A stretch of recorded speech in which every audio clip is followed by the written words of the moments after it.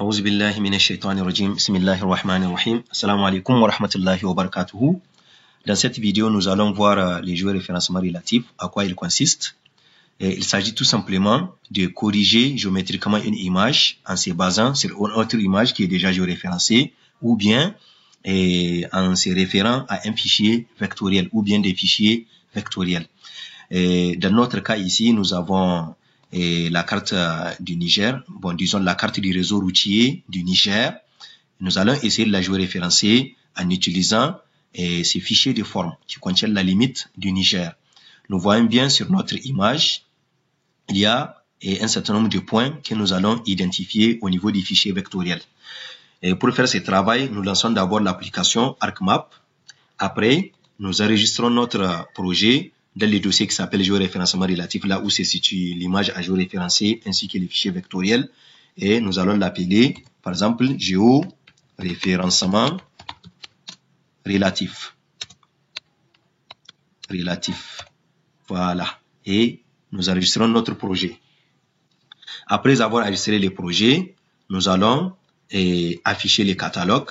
Là, nous voyons que nous sommes directement dans notre dossier de travail, là où est enregistré le document ArcMap. Et nous allons configurer le système de coordonnées de travail. Ou bien nous pouvons ajouter directement la couche limite Niger et automatiquement notre bloc de données va être configuré avec son système de coordonnées. Nous voyons bien que ce sont les coordonnées en degrés décimaux. Nous pouvons vérifier que c'est bel et bien les WGS 1984 avec les codes EPSG 4326. Vous pouvez toujours saisir les codes EPSG 4326, faire la recherche pour trouver ces systèmes de coordonnées. Voilà, les voici, je peux les sélectionner et j'ai fait OK. À présent, j'ajoute l'image à géoréférencer qui s'appelle route du Niger. Cette image n'a pas de référence géographique. Si je fais vue générale, et si nous faisons vue générale, nous remarquons que tous les Niger se situent ici alors que l'image non géoréférencée se retrouve ici 1000 fois plus grande, si on peut le dire, que les Niger. Pourquoi? Parce que cette image n'est pas géoréférencée. Maintenant, nous allons procéder au géoréférencement. D'abord, il faut activer la barre d'outils de géoréférencement qui s'appelle géoréférencement. En faisant un clic droit dans la zone de barre d'outils en choisissant géoréférencement. Et j'active aussi la capture au niveau des sommets. La barre d'outils capture, elle est aussi au niveau de la liste des barres d'outils. Vous pouvez l'activer au besoin et vous activez l'accrochage au niveau des sommets. Et après avoir, donc là, nous voyons que la seule image qui est dans notre bloc de données devient automatiquement la cible du géoréférencement. Et maintenant, nous allons identifier un certain nombre de points sur l'image et nous allons trouver leur correspondant au niveau de la couche vectorielle et qui contient la limite du Niger. Voilà la couche vectorielle. Je reviens au cadrage précédent. Je vois que ces points, celui-ci, je déplace la barre d'outils, celui-ci, celui-là, au niveau de la frontière entre le Niger, le Cameroun et le Nigeria, ainsi que ces points, nous pouvons facilement les retrouver ici, sur la carte du Niger. Voilà, voilà les points, voilà un autre ici, là et là. Donc, maintenant, nous allons commencer notre géoréférencement. Je vais aller au cadrage précédent. Je vais commencer par ces points. Je vais zoomer sur les points. Je clique sur ce bouton, ajouter des points de contrôle. Je clique sur les points. Maintenant, je reviens. Et comme j'ai activé l'accrochage au niveau des sommets, donc je peux facilement cliquer au niveau du point ici. Automatiquement, mon image va se déplacer. Je zoome à nouveau sur l'image toute entière. Je vais prendre cette fois-ci ces points. Je vais zoomer. Voilà. Ajouter des points de contrôle. Je clique ici. Je zoome sur la carte du Niger et je clique ici. Bon, je peux zoomer encore tout en gardant la main sur mon géoréférencement. Je reprends donc la création des points de contrôle et je clique ici. Si je fais vue générale, vous voyez que l'image commence déjà à être corrigée. Elle est venue se positionner déjà au niveau du Niger en fonction des 2 points.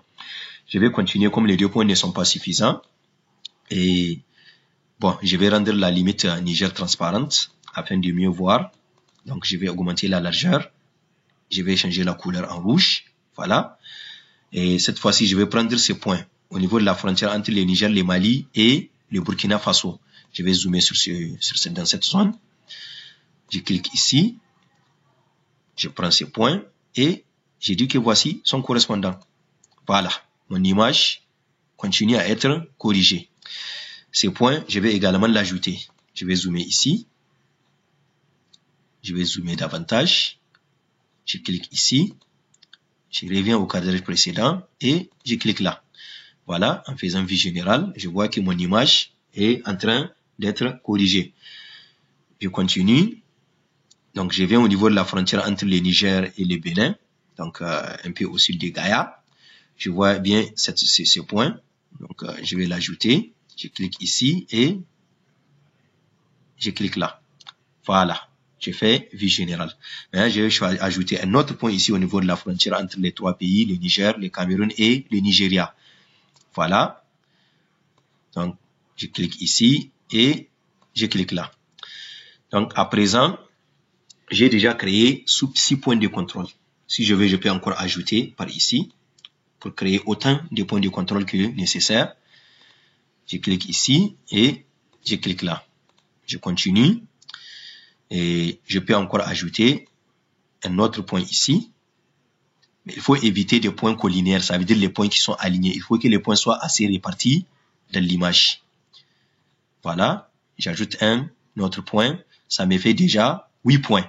Je peux ouvrir ma table des liens pour visualiser l'ensemble des points de contrôle avec leurs coordonnées images de ce côté ainsi que les coordonnées cartographiques de ce côté. Et ici, j'ai déjà l'erreur de géoréférencement parce que avec la transformation de premier ordre, la transformation affine de premier ordre, déjà le nombre de points est suffisant.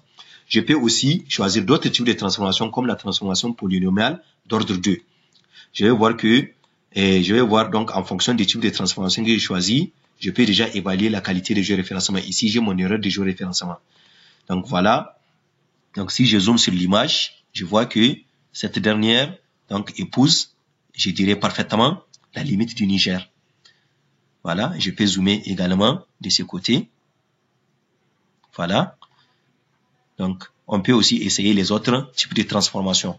Par exemple, il y a la transformation projective. Si je fais la transformation projective, je vois aussi qu'elle est assez bonne. Elle donne une bonne superposition entre l'image et les fichiers vectoriels. Il y a aussi la transformation et voilà, il y a l'ajustement simple. Voilà. Donc pour l'ajustement simple, je vois qu'ici j'ai peut-être des grands décalages comparé à la transformation affine polynomiale d'ordre 2. Voilà, donc elle me donne quand même une assez bonne superposition entre mon image et, comment on appelle ça, donc les fichiers vectoriels. Maintenant, je peux enregistrer mes points de contrôle et peut-être que j'en aurai besoin. Donc, je vais les appeler points de contrôle. Voilà, je les enregistre dans mon dossier. Je peux, si je veux, appliquer les géoréférencements en faisant rectifier et j'exporte cette fois-ci l'image sous un autre format. C'est la première option. Je choisis l'emplacement là où je vais enregistrer. Donc, c'est dans mon dossier qui s'appelle géoréférencement relatif. Je reviens carrément. Donc dans l'espace de, bon, à savoir dans les catalogues. Donc là, j'ai choisi l'accueil. Là où se trouvent les documents ArcMap, j'ai fait ajouter. Ici, j'ai les chemins complets. J'ai choisi un nom ici. Je peux appeler ça route Niger. Donc, -géo. Route Niger géo. Donc, par défaut, on me propose les formats TIFF. Je peux choisir aussi d'autres formats, comme les formats PNG, les formats BMP. Et l'essentiel est que pour ces formats, l'image sera accompagnée d'un fichier Word, à savoir les fichiers de géoréférencement. Pour les formats PNG, on aura un fichier de type, je pense, PGW. Et pour les formats BMP, on aura un fichier Word de type BPW. Bon, moi, j'ai choisi les formats TIFF. Et je fais enregistrer. Donc voilà le résultat du géoréférencement. Voilà mon image géoréférencée qui s'appelle route Niger géo. Donc elle a bel et bien. Et voilà donc les fichiers TIFF. Voilà les fichiers Word de géoréférencement. Et ça c'est un fichier de pyramide. Je peux aussi appliquer directement les géoréférencements. Mais là, mes points de contrôle vont disparaître et l'image sera corrigée automatiquement. Voilà. Si j'applique le géoréférencement, l'image est corrigée. Et comme l'image avait l'extension .jpeg, donc elle sera automatiquement accompagnée d'un fichier PRJ, et voilà, d'un fichier PGWX que voici. Donc il y a route du Niger, et après on a les fichiers PGWX, à savoir les fichiers de géoréférencement qui accompagnent une image au format JPEG.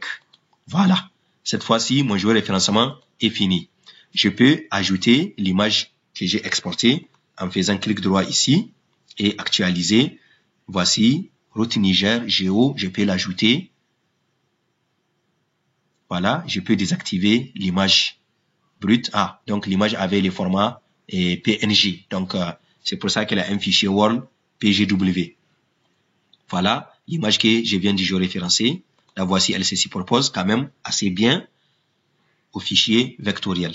Voilà, c'est tout pour ce travail de géoréférencement relatif. En conclusion, une image n'a pas besoin d'avoir des coordonnées, ça veut dire les quadrillages. Dès qu'on a des données vectorielles ou bien une autre image géoréférencée qui couvre la même zone et qu'on arrive à identifier des points de contrôle, on peut bel et bien faire les géoréférencements relatifs qu'on appelle aussi en anglais registration. Je vous remercie.